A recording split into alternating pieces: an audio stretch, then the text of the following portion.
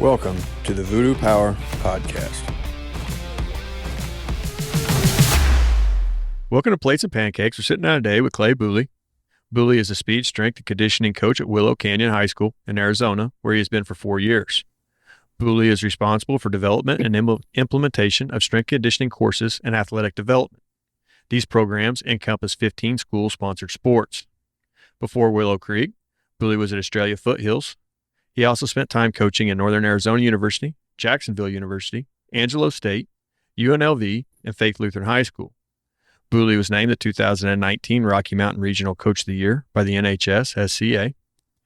Coach Bewley is a certified strength conditioning coach through the NSCA, personal trainer through the ISSA, USAW Level 1, and NHS SCA Strength Coach Certified. Bewley has a master's degree in coaching, sport, recreation, and fitness administration from Angelo State University, and a bachelor's degree in fitness and wellness from Northern Arizona University. So on the show, Coach. Oh, thank you. Thank you for having me, Steve. It's been a pleasure to be here. And we had a great conversation kind of before everything started recording. So I look forward to taking those points and continuing going forward. Yeah, it was very enlightening conversation about how things work in Arizona, because it's not like some of the other places that I've talked to. No. Yeah, it's very that kind of at the end, it's very different. Maybe that's where we'll start. But you do both. You do your strength conditioning classes, your core classes for general population students, and then you have a separation of your sports athletes. But to get it, we actually to kind of correct you a little bit about that, it's actually because we only have one weight room, and so we actually only are servicing our athletes, and then we have middle school camps that go on a couple times a week that service our middle school athletes that'll be future attendees of the high school.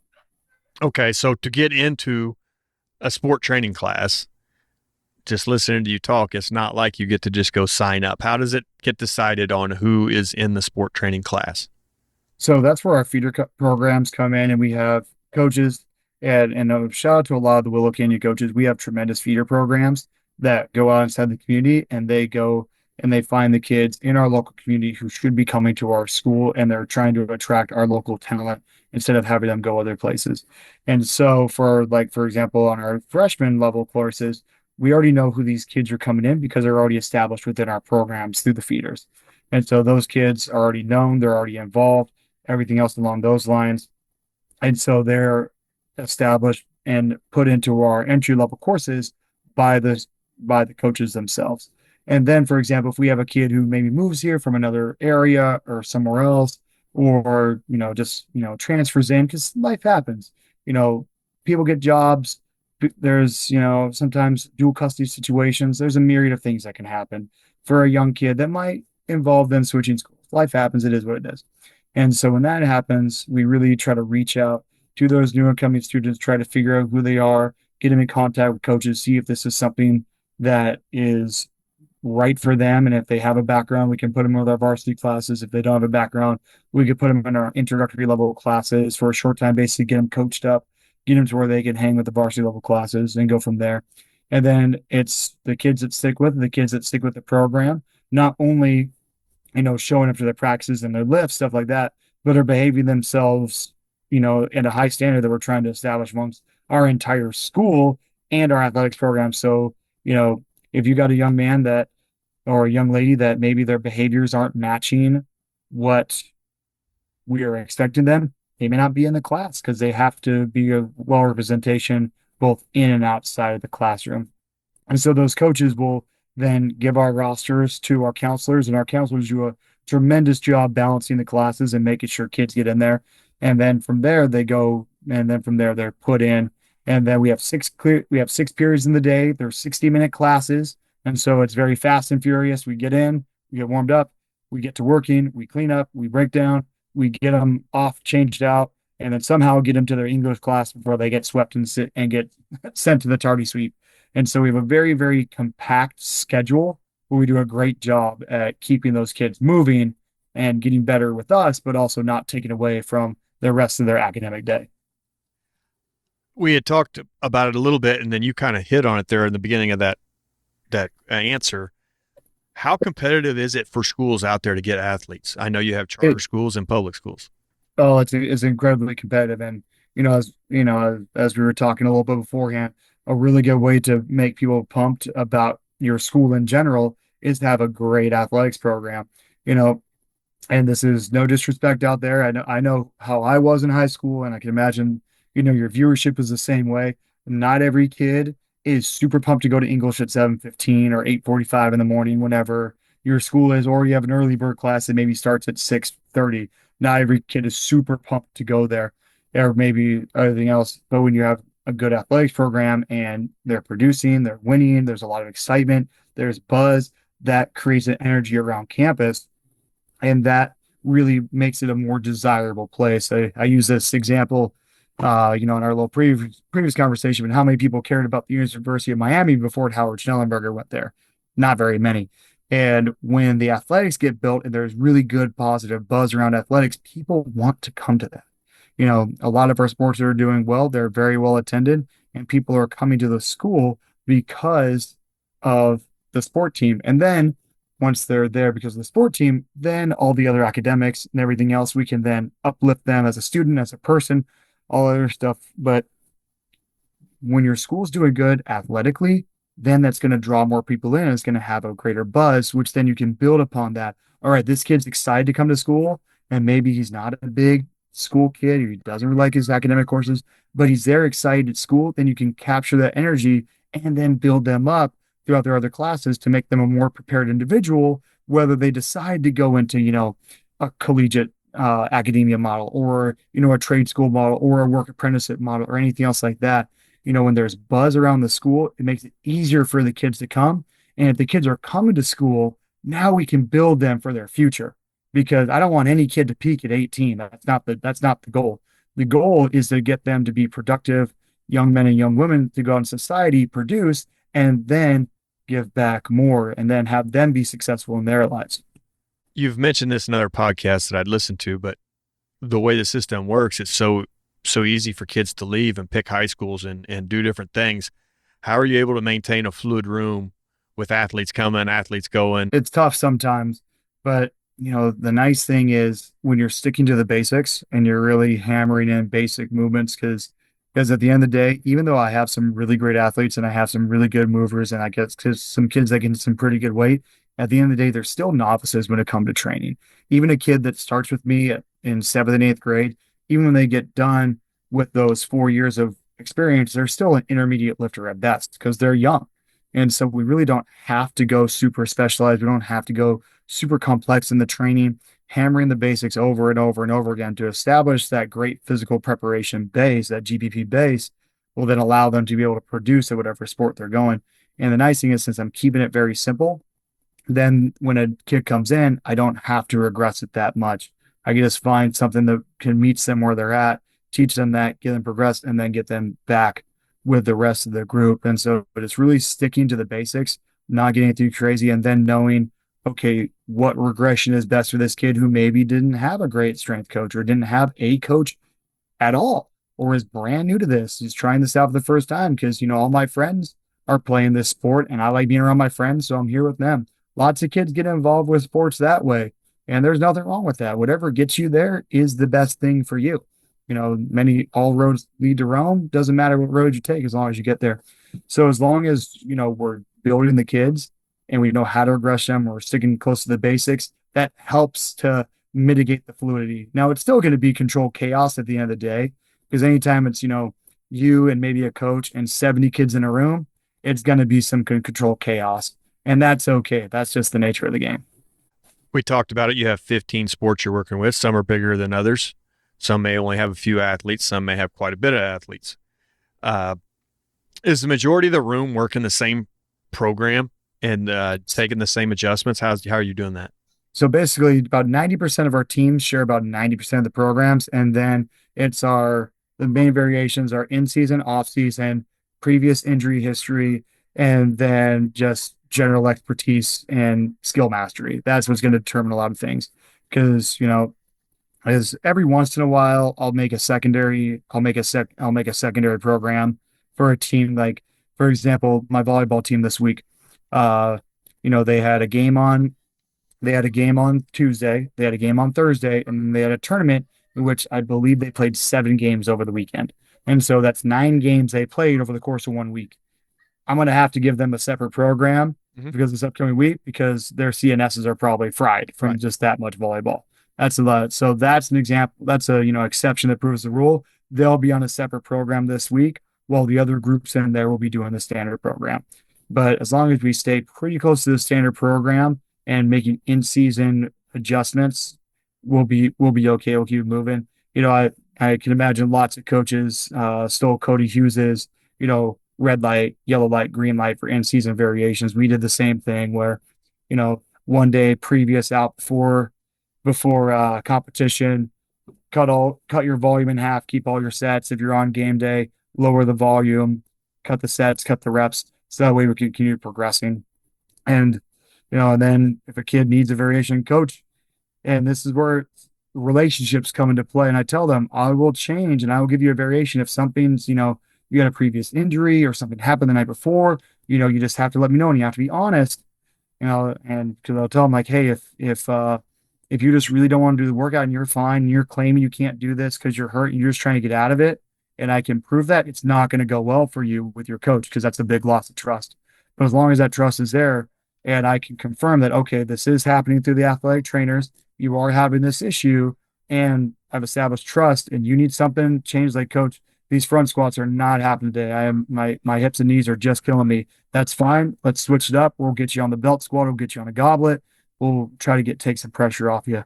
And so handling those little situations as go, but just load management in season, off season tends to help. And I don't know how things are for the rest of the country. I would say 90% of my athletes are competing year round in one way, shape, or form, whether that's multi-sport through the school, club year round, and lots of times both. And so just finding ways to keep training, because we have to keep training. Because if we tell these kids, oh, we're only going to train the off season, okay, cool. Then this kid's going to train for 3 weeks out of the year, because that's the only time he's not doing anything. And so we have to train in season. We just have to be smart about it and be smart about our exercise selection and our load management. Now, like you said, you have to have a relationship with the athletes on how you're adjusting their load. Are there any KPIs you're using to verify some of these ideas that you might be having? Hey, vertical jump or speed times. How are you backing up some of the claims? So basically, our 3 strength-based KPIs are just our squat, our bench, and then really this is more strength power or power strength, depending on how you want to define on the force velocity curve, but our clean. And I let them choose whether it's from the ground or from the hang, triple extension with a triple flexion, whatever is most comfortable for you. As long as you're catching safe, I'm okay with it. Most kids that I've trained like going from the ground, and that's perfectly fine. But if there's a kid, like, for example, I got a basketball player who's about 6'5", very long limbs, very short torso, and, from the ground's a little tougher. He likes going from the hang. That's totally fine. I don't really, and he's able to execute it with pretty good form. I'm fine with it. That's cool with me. And so those are our 3 KPIs from more the strength side. From our power side, pretty standard vertical jump. And we actually just got some OVR jump testers, and those are super nice. I'm not sponsored by them, but if you're looking for just a really quick, really simple way to measure, your vert jump and your RSI, it's kind of hard to go wrong with those. They're also pretty inexpensive as things go for equipment. Vertical jump, broad jump, just standing broad jump, tape measure on the ground, measure it. And then flying 10. I do a 20-yard bill with a 10-yard fly. And we measure those times probably once every 3 weeks. As long as those 6 key performance indicators, and those are the same across all sports. And then some other sports like volleyball, they put in an approach jump test with their coaches on there all the time. Football puts in the 40, baseball puts in the 60, basketball, I forget the name of the drill, but they do the box shuffle drill that they do at the combine, all this stuff like that. As long as those 6 universal ones are going well, the specific ones are going in the right direction, and then the 2 that are harder to quantify but are probably the most important, if our number of injuries, and especially soft tissue, more preventable injuries in the training room, are going down, and our performance on the field or court, whatever it is going up, then we're doing okay. So, like, for example, let's say I have a basketball kid. From the summer to now, his bench only went up by 10 pounds, is what it is. But but he scored 8 more points a game. I'll take the 8 over the 10. Just, just from a rational standpoint. And so understanding that, yes, these weight room performance indicators are important, but they're secondary to how it's looking at practicing on the field. Because I like to joke with our basketball guys. Our basketball guys are pretty good.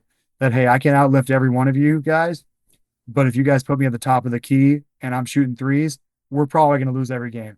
There's a reason why my coaches put me down low in the 4 and I was 5'11".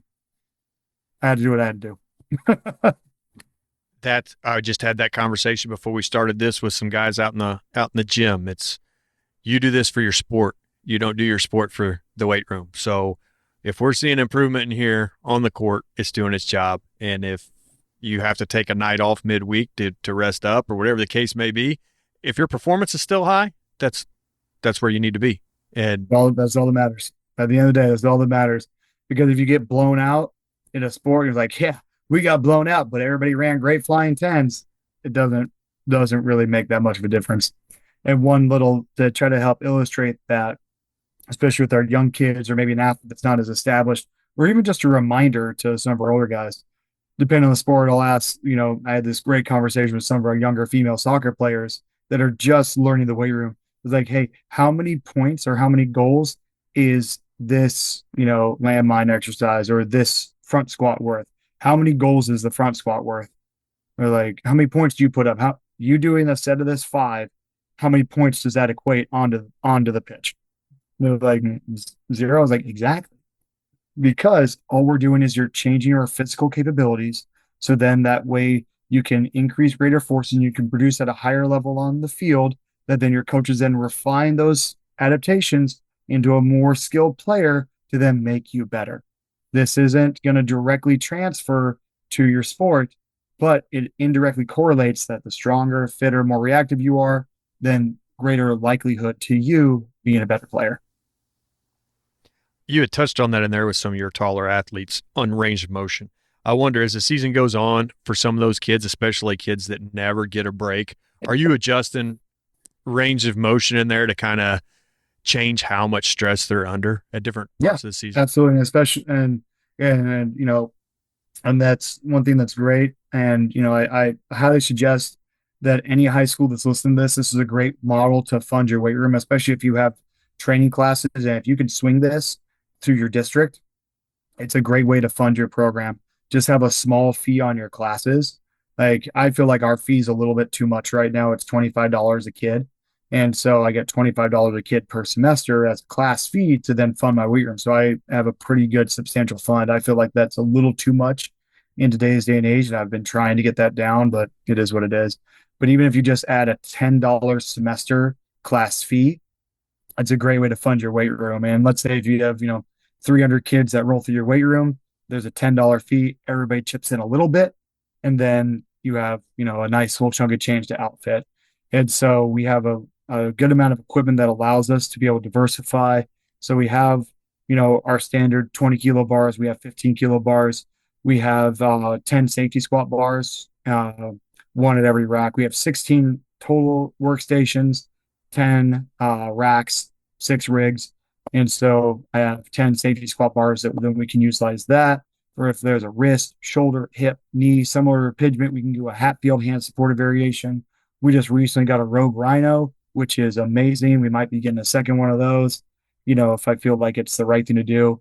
And especially with those taller guys, I got no problem switching up. Coach, my knees hurt. Cool. Let's elevate, your squat a little bit. Let's set you up on a box. Keep your hips right above your knees. Keep you about parallel. Pause for half a second.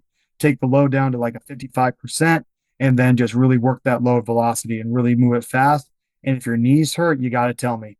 And if your knees are hurting, here's these isometric variations you could do. Make sure you give it the trainer so that then they can give them rehab as well, and then we can start addressing this matter. But, especially load variation, it's okay for guys to come up and tell me, hey, this is really not hurting. Now they also have to like meet me halfway and do the alternatives. You can't just sit down like, I'm just not going to do this today. Like, it doesn't work that way. It doesn't work that way. We still got to work. And, if you're really bothered and if someone's really bothering you, one, we should probably take a look at what your load is looking like outside the weight room. What's your training volume going on? And a lot of these kids, that's out of their control. Their parents are paying for it, or it's through a club or something else. It is what it is. And so we have to watch that. And then that's a great lead in conversation. Like, let's get you whether out the trainer and let's figure out a plan to get you feeling better. You have mentioned that you have some pretty good sized groups coming through there where Oh, you yeah. are now and your previous. So organizing big groups, does that look like it's, well, you have everybody that's pretty well athletes, but I don't know if you have multi sport kids in there at the same We do. time. Like if you have, okay, so how do you organize that? Are you putting your volleyball together? Are you putting your basketball together? How does that work? So I'll run through our daily schedule, what this looks like. So first hour is our JV and varsity football class. And then our second hour is our boys volleyball, our girls volleyball, our spirit line, and then also our girls soccer class. Our third hour is our boys soccer program, our boys wrestling, girls wrestling, and then we call it a country club class. It's like a catch-all class. So like let's say you're from a sport that doesn't have a lot of kids in it, but they still need to train. So like there's a good amount of our swimmers that are in there.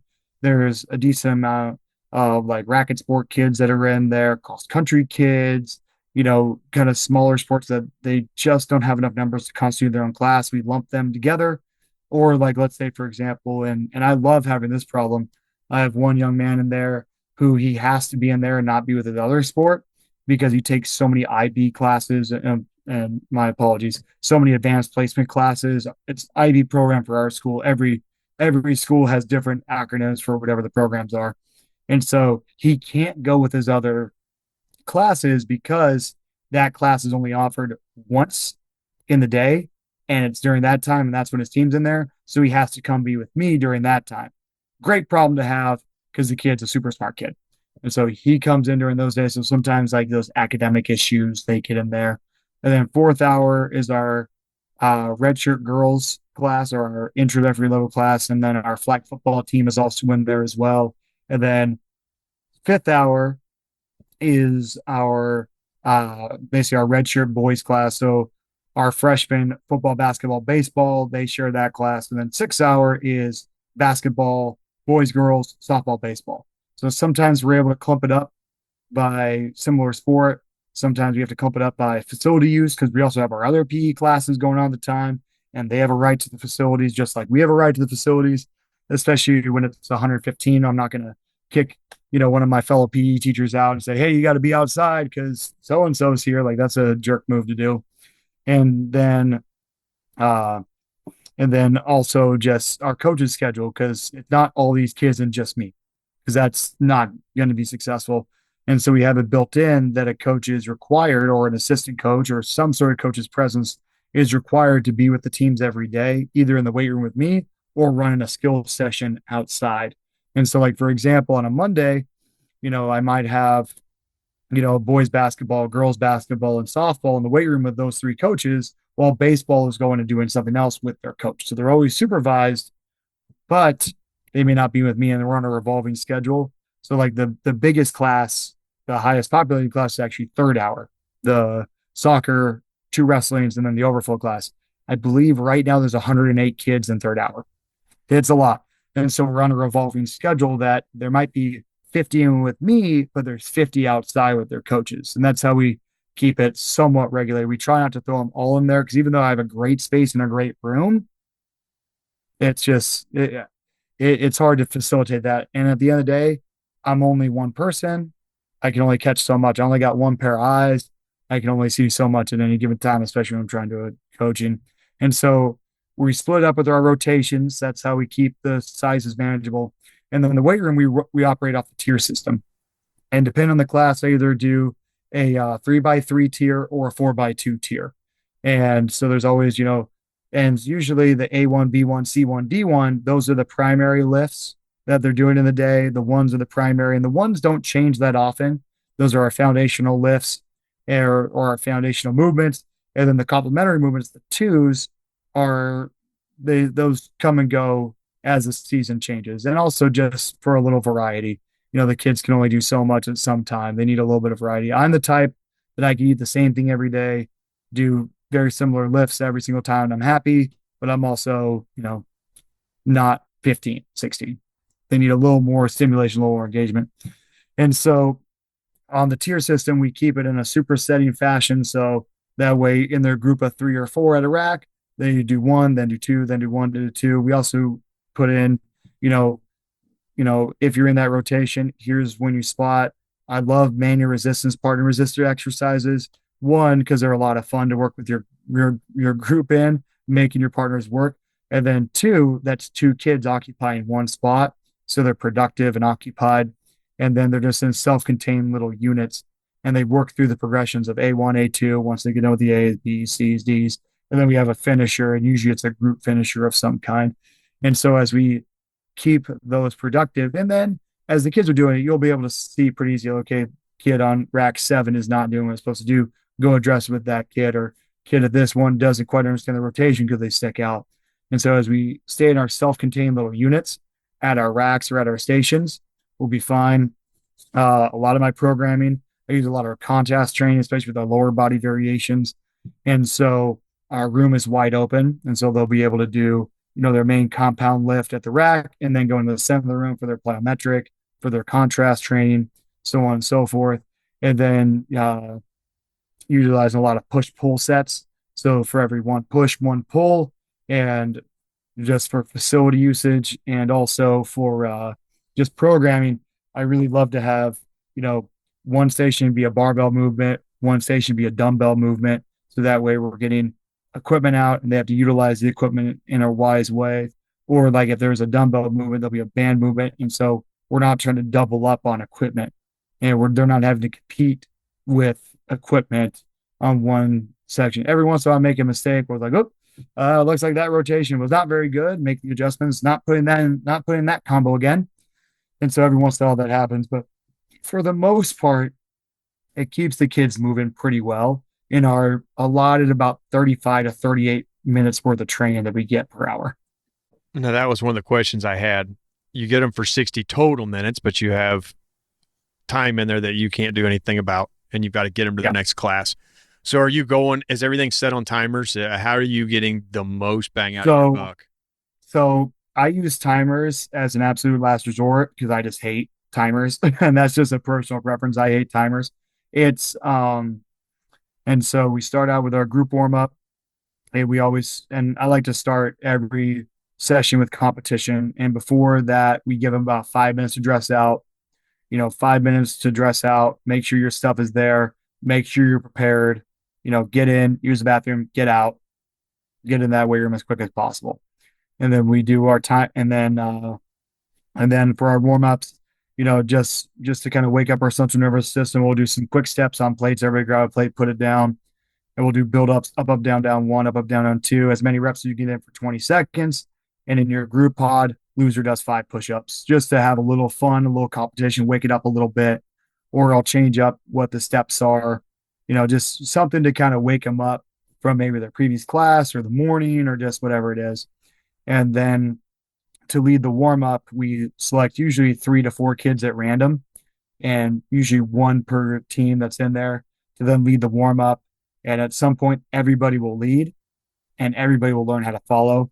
And so it'll be on command, and the sequence stays the same: squat, front lunge, reverse lunge, lateral lunge, and then marching hamstring, and then just an anti-rotational shoulder tap. And they have to go up 1, up 2 on command. So that way they're all focused in. Everybody's required to count.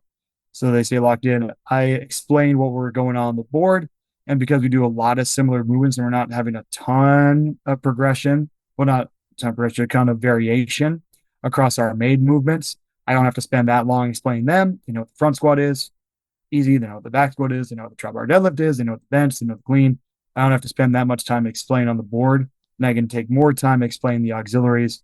And then we can kind of try to keep the explanations to under 2.5 minutes. Because 1, we got to get to work, and 2, I'm probably going to lose them if I start lecturing them. I remember when I was 15, some things don't change over the course of time. And so we try to keep it moving. If there's questions, save them for the end, more one-on-one with myself or another coach. We'll get going. And then for our A's, so we had our GPP warm-up, And then our A1, A2 is more of a link. It goes from the general to the actual work sets. So some more exercise specific warm-ups that we're doing. So for our main emphasis, if it's a bench press, they might be doing, some rotator cuff work, some band shoulder activation, something along those lines, just to kind of prep themselves more sports specific or, exercise specific prep for that particular day.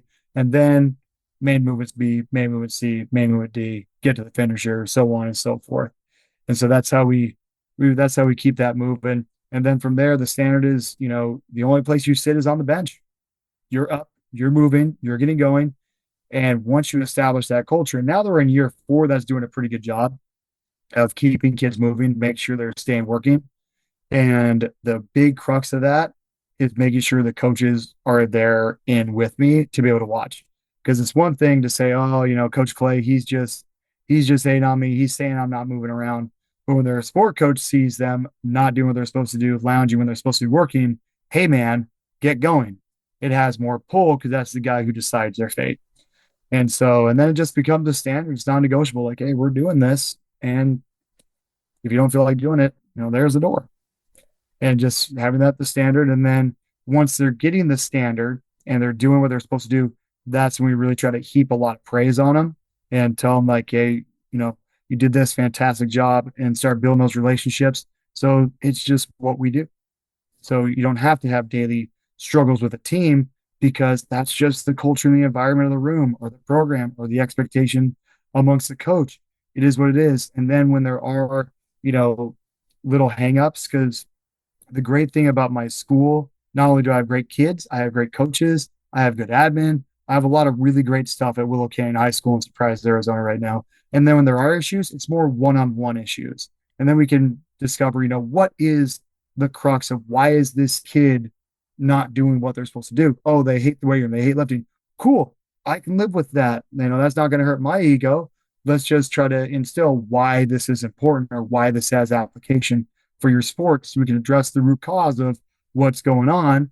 Okay, now we understand. Or, hey, this kid's got a terrible home life and he doesn't respond well to authority figures, and maybe a larger male with a deep voice who yells a lot, aka the strength coach. Maybe they don't respond well to that. Okay, let's find a different way to communicate to this kid. Or you find these underlying issues with the individual to help them bridge that gap to get them to where they need to go. And if it becomes a prolonged issue, then let's have a meeting between myself and the coaches and the parents and figure out what is the deal. And if we're still having issues, then this may not be the place for you. Yes, the environment has to stay true to the kids that really want to use it. And it doesn't take very long before the inmates are running the asylum if absolutely, it's not taken care of.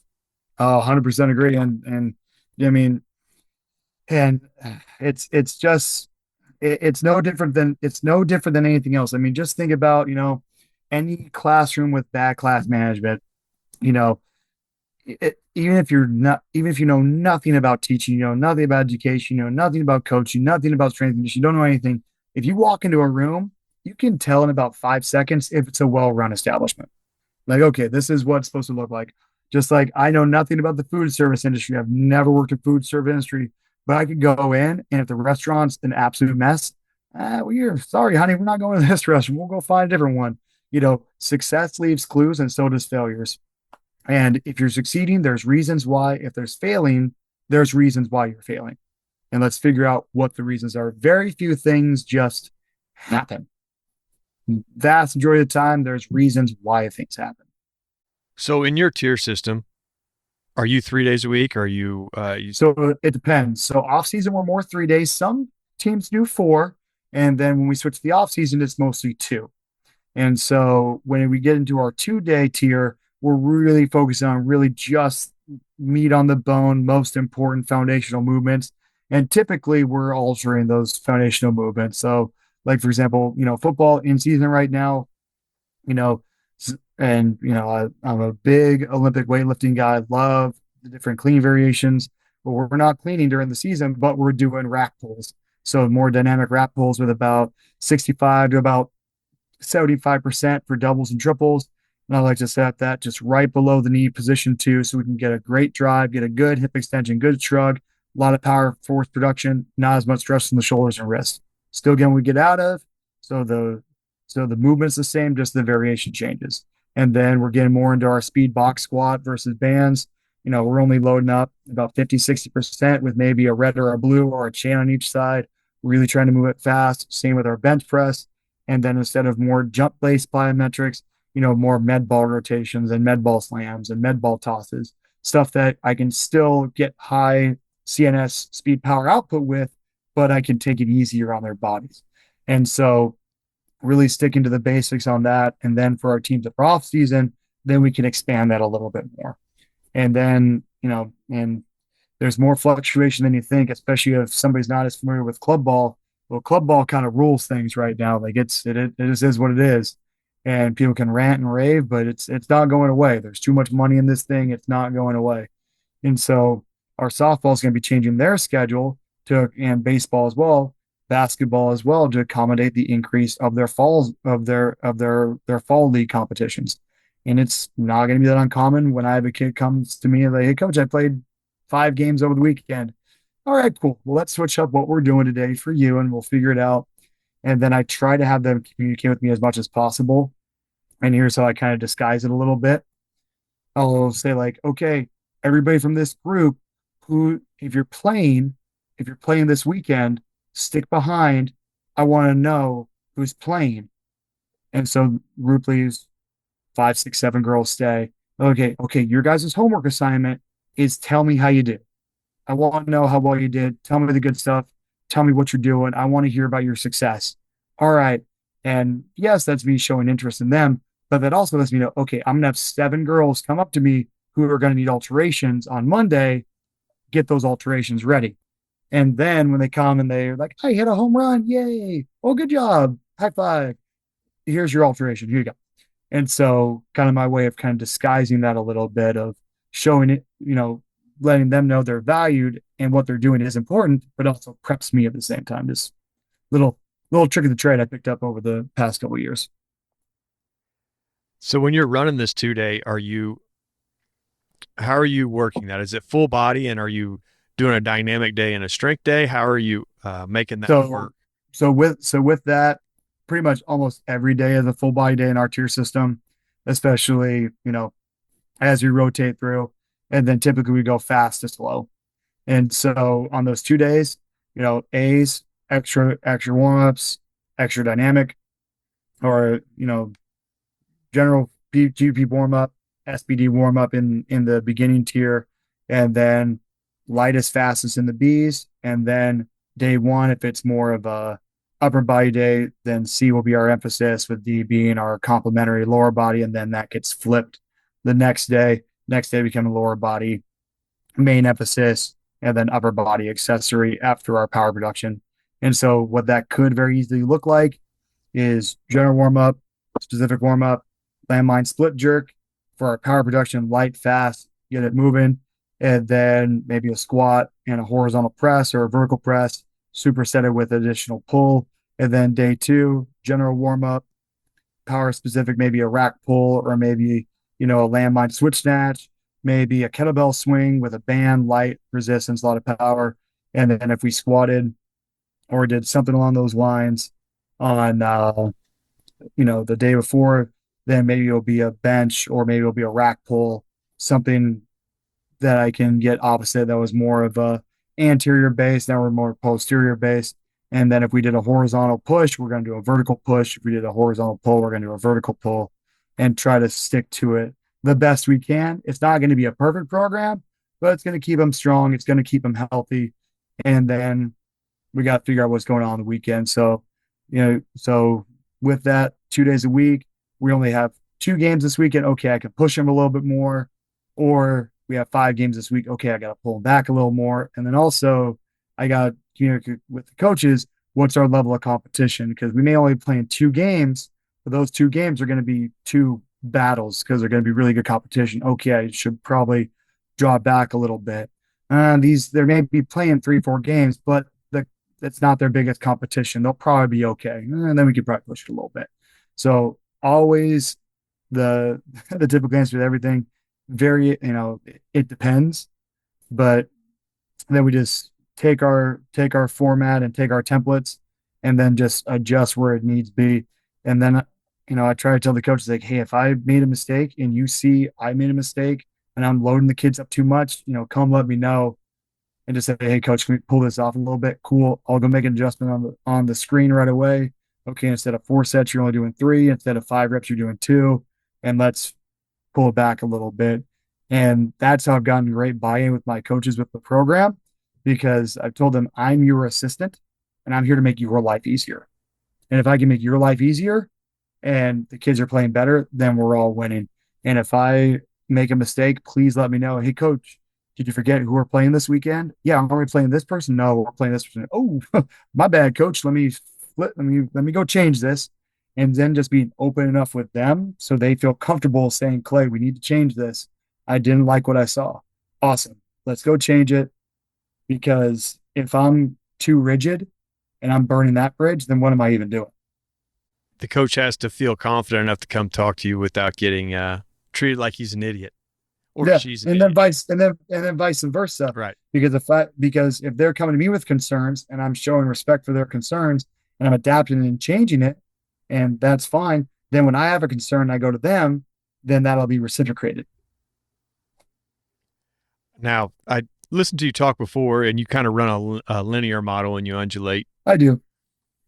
How do you decide when it's time to go up? Are you looking at speeds? Are you looking at rep ranges? What dictates a kid to push the weight a little higher? So what's going to help out a ton with this is I'm working with our district and we've got approved to get some Vitru velocity based units in, which that's going to solve it all. Once we get those in, we'll be speed based. And then there is no discussion like, oh my gosh, you move that really fast. You got to go up. And then, but until we get that, how we run the path is more RPE and more just coach's eye of like, whoa, man, that 90% single is what I love me some 90% singles, especially in the off season, doing, something like 2 sets of 5 at 70, 2 sets of 3 and 80, and then 3 singles at 90. I love that for a nice off season training session. It's like, oh my gosh, man, that 90% was moving really fast. Do you feel like you can go up a little bit? Do you feel like you can go up a little bit on that and maybe do a 95? Oh yeah, coach, that felt really good. Let's do it. And then they can complete it. Okay, come and talk to me. Let's adjust your train on the sheet. Let's adjust it. Here's a new training max for you. Go off this from now on. Or vice versa. They could be like, man, that looked really good. Do you want to go up? Oh, coach, that was really tough. Okay, cool. Let's keep it there and let's finish off this last set. And then as we train and we adapt and we change and we retest, because I try to do no more than 3 tests in a year. I try not to do more than that. But if a kid's feeling really good and they go and they smash a PR just through training, all right, well, I guess that's your new one. Here you go. Because we've all had those training sessions where like, I am just feeling really good today. And I am really pushing those weight. And I feel like it would be a disservice to try to limit that because now that extra engagement, that really good engagement I'm getting, if I kill that just for the sake of sticking to the program, then I might lose it in the future. If you're feeling really good today, we don't have anything going on the weekend, we don't have extra games to worry about. You want to go up a little bit? I'm cool with that. Let's push it a little bit. And then they go and smash it. They feel great about themselves. We adjust their max. All right, cool, feeling good. Now we've got that accomplished. And so, once the speed velocities get in, we'll use the speeds as a end all be all. But until then, RP, coach's eye, and then relate. And then when we actually do test in and of itself, you do those and it'll take care of 95% of all the data tracking, especially when it comes to lifts. For our speed based lifts, especially our jumps and runs, we do those year round, probably once every 3 weeks, and then we just track.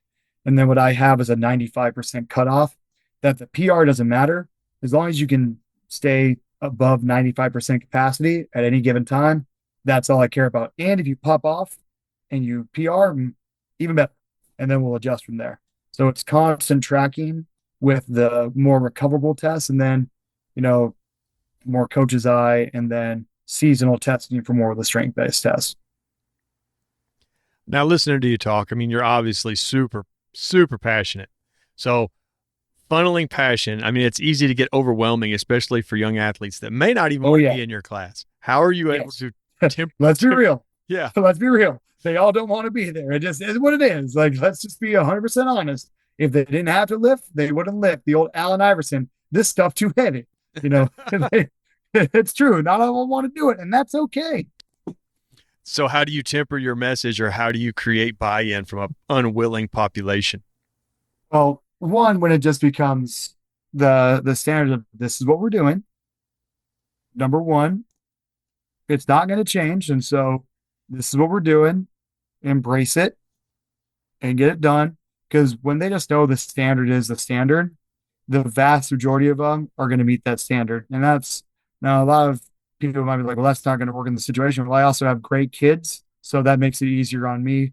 Sorry, I got wonderful kids and they bite into that pretty easy. So that makes it that solved a lot of my issues. And then for the kids that don't, like we talked about developing that relationship and then finding examples of why it does matter. My go-to example is like, you hate this and you want to play college ball. Well, guess what? Every college, except for maybe some Division threes, if you're going to go, Division two, if you're going to go NAIA, if you're going to go D1, you're going to be working with a strength coach. A lot of D3s have them, even some JUCOs have them. So more than likely, if you're going to go play, you're going to be doing this anyway. So let's learn to enjoy it now. So you'll be better off in the future. And one of the best messages any high school strength coach can get. I had a softball player who just went to Bowling Green, and she said, "Coach, this is almost identical to what we were doing." And they were super impressed by how well I was able to do their basic movements. There's a couple things that are different, but the vast majority is the same. Thanks you for preparing me. And that's like the best message you could possibly get.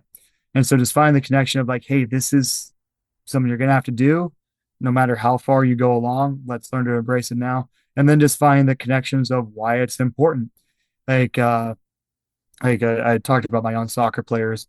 Like we were doing, let's see, we were doing for 2 weeks, and I like 2 week blocks when we change things up, especially for the auxiliary movements. And so for our power production movement for a 2 week block was just a very simple dumbbell hang power snatch. And then we switched that into a landmine split jerk. And now we'll be going to another progression, just something total body, easier on the shoulder, easier for them to learn, get the weight moving fast in a timely manner that can stay safe in the process. And talking to the young soccer ladies, like, hey, when in your sport do you want to be fast, fluid, and powerful? When on the pitch do you want to do that? And one girl's like, when I pass, absolutely, you're correct. Another girl, oh, when I shoot on goal, absolutely. Another girl, oh, when I throw the ball in overhead, absolutely, you want to be fast, fluid, and powerful. I was like, when do you want to be slow and clunky? I'm like, never. Exactly. That's why we're doing this. Because you might be like, well, my sport doesn't look like that movement at all. It's the physical adaptations we're after. So then you can apply it to your sport. And so just finding those connections really do help out a lot.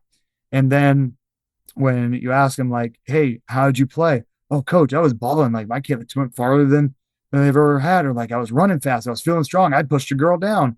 Cool. That's and partially due to some of the things we're doing. And just finding those times for the connections to establish buy-in really, really help. And the ultimate, helping to bridge those reluctant players is just the culture of the team. If the culture of the team is like, yo, we lift and we run and we go hard, that takes care of a lot of things because the young guys see the older guys busting their tails and then they know that, hey, I have to be like that. And then the cycle just continues. And then it, becomes reciprocal. I've got a couple questions that come in there with Absolutely. that too. So we've talked about your unwilling and how you're able to kind of create converts into the weight room system. But when you hit that 2 day a week period in there, you're going to have kids that want more. So how do you balance the kids that are hitting the gym after school, after practice? Love that. So, and this is where I might differentiate from a lot of different strength coaches because a lot of strength coaches might be like, stay out, don't go do something else, go do something else, go do something else. It might be that way. But here's another way of thinking about it. I can think of a whole lot of worse places for a 16, 17, 18-year-old young man to be on a Friday night than a gym. I can think of a whole lot worse places for them to be. And if they're there, they're not doing something else that could jeopardize their future or something like that. Now, a cynic might be like, well, they're just going to go party afterwards. I'm like, yeah, some will. But for the most part, if a kid really loves training, let's try not to squash that and let's try to get other stuff in. And so, kind of one thing I've told those kids that, they love lifting on their own. Okay, cool. I love that you love this, but let's not do the stuff that we do. We're already doing big movements, multi joint compound movements. We're already doing a lot of that stuff. Since we already filled those buckets, don't do that. Focus on things that we don't do, or maybe we don't have time to do. You really love, you know, I don't have a lot of machines. In fact, I only have one machine in my room, and it's a belt squat. But if I had all the room in the world, I would have a bunch of hammer row machines in there. And because that's personally my favorite machine of all time is the hammer row. And so let's say a kid loves doing chest supported hammer rows. Cool. Go do that because I can't do it here, and go fill up that bucket that's not being filled with me on your own and do it what you love. The main thing I tell you is that if you're going to do stuff on your own, it can't take away from what we're doing in here, and it can't take away from what we're trying to do on the field. So if I'm busting my butt to make sure you're rested and recovered so you can go out and perform, don't screw me over by hitting, 10 by 10 German volume train on a squat the day before a game. That then makes me look bad. Don't do that, kid. Or don't try to go hit a max the day before a game when I've been trying to load management you, and then you go tell your coach that your knee's hurt.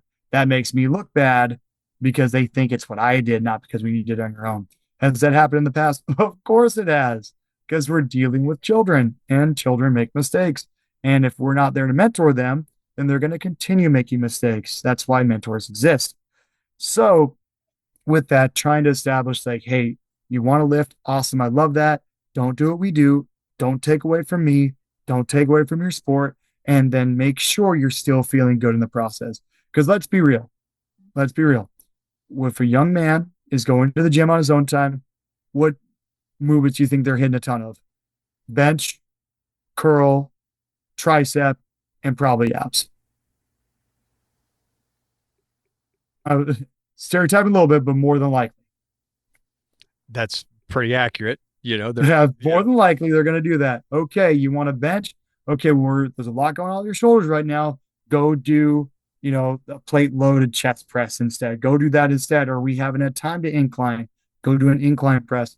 And then honestly, with curls and triceps, man, I like big arms too. Go curl away, dude.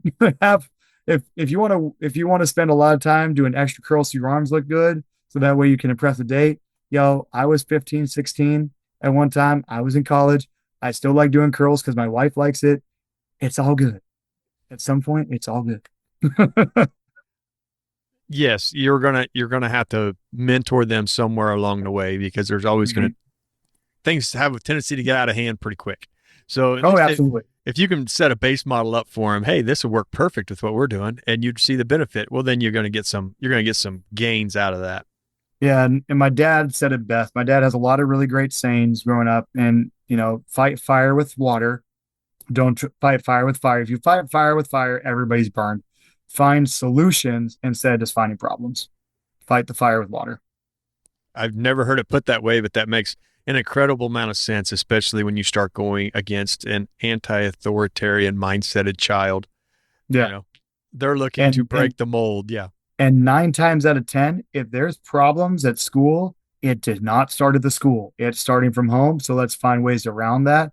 Now, have I been unwise and fought fire with fire and gotten burned? Yeah, of course, because I'm the one in charge and it's my program and it's my way.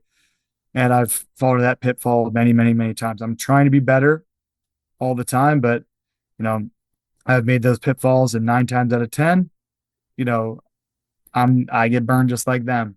And so let's find solutions to be better. I'm still the one in charge. I'm still the one in the room. If you get hurt, it's not your butt on the line, it's mine. And so I do have my standards that aren't going to be compromised, but where can we work together within the standards to then find a good model? And because of that, we actually do have a pretty good track record of staying safe. My 2 most common injuries in the weight room are pinched fingers putting dumbbells back, and people running into bars when they're not being used. And that's where it goes back to my population. and I can't be on my high horse, because when did I do my dumbest things in life? When I was 15, 16, and 17, and typically when I was unsupervised. Thank God we were made resilient at that age, or we wouldn't have lived Yes. through it. And camera phones. I'm 37. Camera phones were very much in infancy, and thank goodness those were still pretty not widely available when I was in high school, because if they were more available and better than a half megapixel quality, then we all would have been just as dumb with those things as kids are today. Yes. Yeah. And sometimes we find some old film around the house and I'm half scared to have it developed. Oh yeah, those old VHS. I don't know if your parents or your grandparents had the old like over the shoulder, like into the binocular, like zoom in, zoom out. Yeah, we always had those going as well. And it's like, oh gosh, please don't put on that home movie. Don't do that. A lot of truth to that. You had mentioned in there success and what I'm seeing, and I never thought it would be this way, but success can lead to some complacency if you're not careful. The younger class, 100%. yeah, the underclassmen truly don't understand what the upperclassmen did ahead of them to pave this path of wins. So how do you kind of keep the complacency out and keep everybody heading in a trajectory to win? That's the eternal struggle. And with that, it's not foolproof. It's not end all be all, but it's finding ways to train. It's finding the reason to train. And sometimes with some teams that maybe aren't having as many wins in the column, it's, we're training so we can do this so we can get our win. So we can get a win on a Friday or a Tuesday or a Thursday, whatever the game is. Some teams it might be there. Some teams it's, we're middle of the rankings. We're a top 10 team. We're trying to become top 5 team. We're not training. We're not overlooking anybody, but we're not trained to beat the teams that we know we can beat. We're trying to beat the teams that are better than us. We're trying to make that step. And then for our top teams, hey, you're training so so that we can finally get to the top of the hump and win that state title, or you're training because there's a bunch of other kids that's being recruited by this same school or by similar schools, and you're competing with them and you're winning here, but you're competing so that way you can show off that scholarship opportunity. You could show off to that coach of why you need to be in that program. So it's trying to find the reasons to train. It's trying to find the reasons why to keep working. And it's tough. It's absolutely tough to do that sometimes because, burnout is really, really, really real. And also teaching them when to take it easy, when to recover, when to take a step back, and when to get their minds off stuff. When vacation time comes, when it's fall break or Christmas break or spring break or, summer break when we're not training. And I tell this to my teams, when you're not on campus, don't think about campus. Get your mind off it, rest, recover. If you're doing something with your phone with your family, don't think about me. Don't think about your coach. Don't think about your program. Keep your standards, of course. Don't do anything dumb, but get your mind away from these. When you're with your loved ones, don't think about this stuff. Unload, unburden so you can be mentally refreshed when you come. Because if you're constantly hanging on to what's going on at school, you're never going to fully let go. Just like, if you don't let go of the things that are bothering you while you're at school, then you're not going to go. Kind of the big thing in the weight room is when the door is open, you come in, your problems, leave them at the door. Take a mental break from them. Just worry about working hard in here. Don't think about them for the next 40 minutes. Pick them up when you get done, but let yourself mentally unload.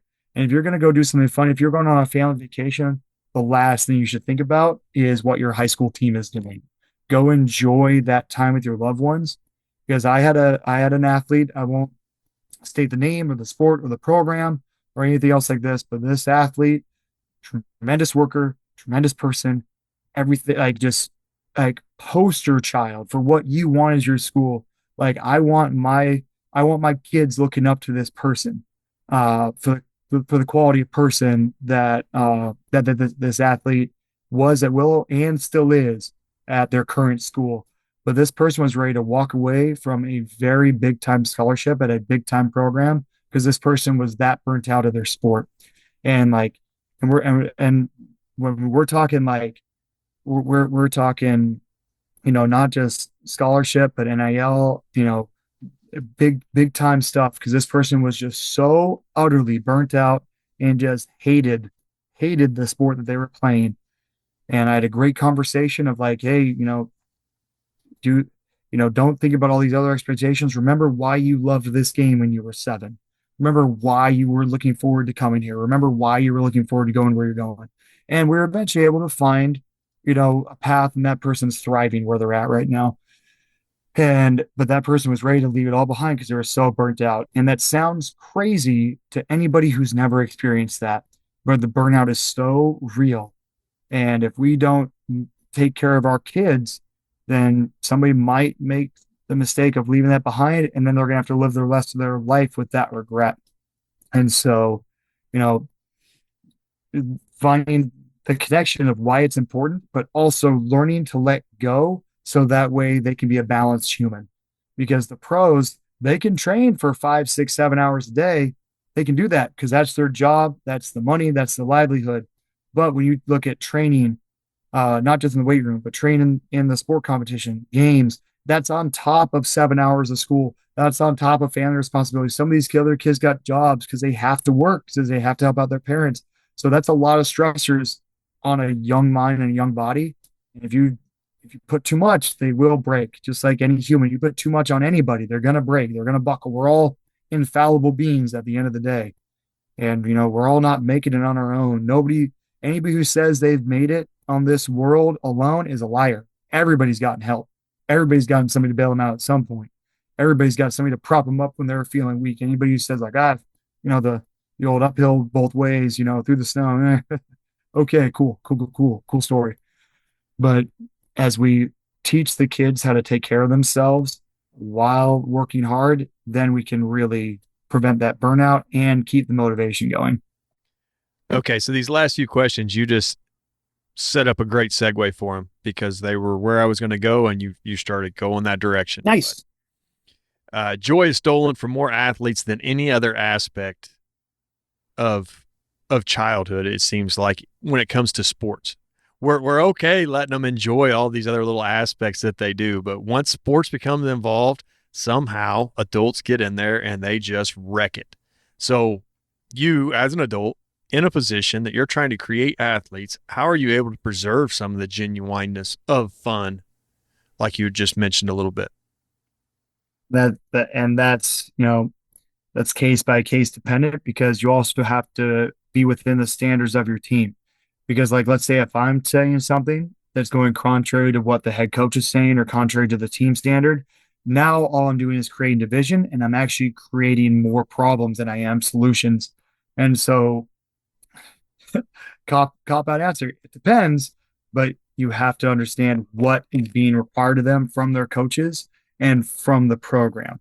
And so, beautiful example of this, we had to win this last Friday night. I had a young man who has probably had his best football game he's ever had, got a sack, I feel like this was a BS call personally, but did a very, very, very quick little dance, little celebration. I mean, how many times we've seen college and NFL guys do a little dance after a sack? Is what it is. Dude got a flag. And so he gets reamed by his coach, which, it cost him a flag. He probably deserved part of it. I pull him aside and I was like, hey, here's what you do next time. Says you should celebrate that, but we can't get a penalty. When you get over here, you come and dance with me on the sidelines. I'll dance with you.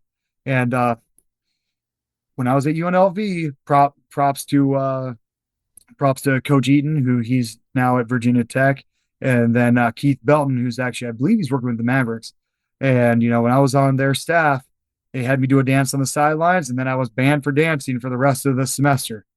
Is what it is. And so that should let you know the quality dancer I am. So I told him, hey man, exactly. Hey man, you come next time you make a big play, save it, celebrate with me on the sidelines, and then let's have a good time over here. Awesome. You made a play, came on over, and we both hit probably the worst looking dance you've ever seen. But we weren't able to squash that joy, but we were also able to stay within the team standard as well. And so it's finding where you can celebrate. And so even if it's just something as simple as, I put on a playlist and a kid's like, Coach, put on this new song. Okay, it can't suck and I got to find it clean. But if I find this song and it's good and it's clean, we'll play it. But that kid really liked that song. He gets a good set out of it.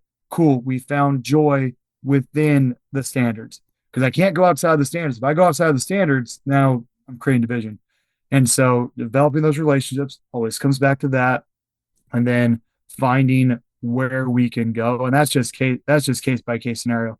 And then also just not being afraid of being yourself and being goofy, especially if you're, working with especially if you're working with young athletes. Let's just say the K-pop Demon Hunters soundtrack, it has been played with the freshman squads, whether they like it or not, and they all get a big laugh out of it. Then you got kids like, "Oh, I like this song. Me too, brother," and they smile, you know, cracking fun, appropriate jokes, and just being a genuine person helps to keep that joy up, and then you know keeps the burnout from happening. And then when reprimands do happen, make it quick, make it fast, make it clear, but don't kick a dead dog. You don't need to kick a kid while he's down. I've made that mistake, and there's one particular instance, back a couple of years ago where I did that, and even though I apologized to him, I apologized to his parents. I got a write up on me, very deservedly so. I still feel terrible about that to this day. And so if you're gonna get on a kid, and you have to check them, make sure it's appropriate. Make sure that it's short, sweet, effective, and then build them up afterwards. You can't just chop somebody down at the knees every time and expect that they're going to be able to stand. You're still the adult. You have to, maintain the standards, but it has to be brought in with an increase of love after the reprimand happens. So that'll bring me probably to my last question. I know you got little kids that you're wanting to hang out with on a Sunday. They enjoy their dad time like everybody else, but yeah, my daughter told me that we're watching the Niner game after this. I'm a big San Fran fan. Steve Young was my dude back in the day, and so I haven't checked the notifications. So I'm either gonna be really happy or really sad. We're gonna find out when we're done. We're gonna find out, but that's our thing once we're done. I don't want to let your daughter down, so I hit you with this one because you'd made this a point on another podcast, and I thought that was more accurate than what people want to admit to. But in a lot of schools and a lot of situations, you're dealing with a ton of students who like to play sports. They're not necessarily student athletes. They're students who like to play sports. Yes. How do you evaluate what progress is in kids that are just kids? They're just school students that have a little bit of athletic ability, but they're not over the top. They're just enjoying life. How do you manage that? Yeah. And so with that, understanding that this isn't the end all be all for them. There are some kids that it's the end all be all for them. And just from a genetic standpoint or just a physiological standpoint or a skill set standpoint, this is their last hurrah. Like senior year will be their last hurrah. They might go do like a city league or like a rec league or intramural league afterwards. But like true organized team sports is done after graduation. And so with that, it's finding, what type of goals are you willing to accomplish and what is your role in accomplishing those team goals? Because there are some kids that, let's say, for example, they're a good player on a really good team and they're not getting that many minutes. All right, how are you helping us and how are we helping you? Yes, we're developing you, but you got some really good guys ahead of you. How are we keeping you fulfilled? And sometimes it doesn't always happen, unfortunately.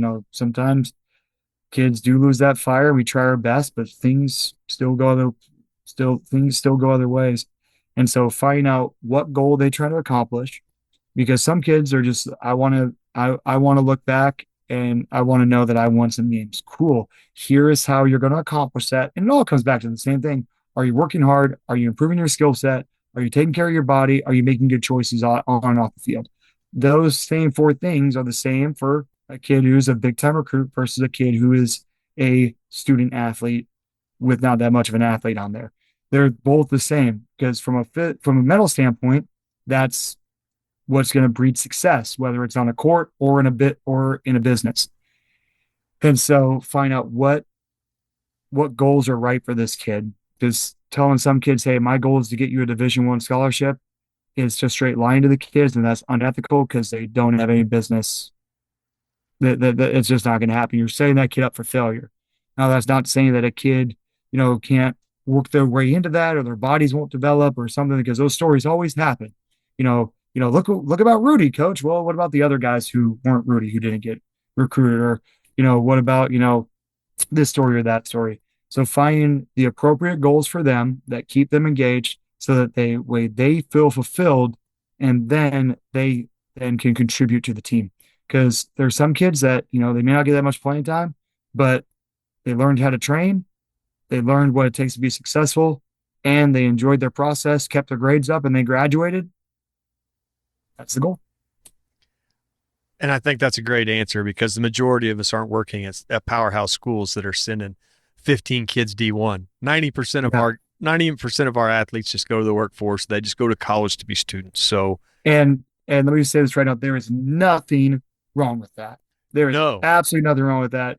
For any coach that thinks that their defining success is how many kids they send, that's just not the case. And honestly, if you're at most coaches that get to big time programs, they've been at the other schools where that's not the case, where it's more of the exception versus the rule when a kid gets sent, and they understand that. But for anybody who thinks like it's just about sending kids, you're missing the point. The point is about developing the kids so that wherever they go, they've been given more tools and understand how to use the tools to be successful later on in life. Because if I produce great athletes, but they're crappy people, I've failed. Flat out. I am a failure if I make great athletes who are terrible people. I have not done any good in my career. And there's a lot to be said for that. Yes. At the end of the day, we're trying to get kids to figure out what they want to do with their life, know how to attack it, and be happy as they grow into adulthood. And even those big time recruits, Father Time's undefeated. Eventually, everybody's going to have to retire, and you're going to have to do something else. Not everybody's LeBron, not everybody's Brady, who can play 20 plus years in the league. That's why there's such great stories. I mean, what's the old joke about the NFL? Not for long. Doesn't last very long. College is even short. College can be really short for people. And let's say something terrible does happen, where you have an awful injury or something happens, and now you can't play anymore. Well, what are you going to fall back on? If we can fall back on those skills, we'll be okay. We'll be okay. Coach, I had an amazing time doing this. I know. Oh, good. We worked around and we were able to get it scheduled with your help. I know how busy you are, so that you would take time, sit down on a Sunday. I'm very And I know if we had to put it off a few times, and I feel terrible about that, because that's your time away from your family. But I just appreciate you for this. This was a great conversation. I hope your listeners enjoy it. Hopefully they're not like, this guy just rambling, blah, blah, blah. Hopefully they get something out of it, so that way, they can help improve their programs. Because at the end of the day, we're just in the kid business.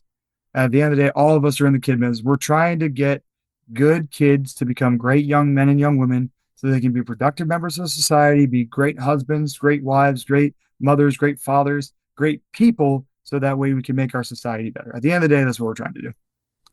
I don't know that I could have said it any better. So thank you for all the time that you allotted to this and getting set up to do it. I always appreciate great coaches coming on the show.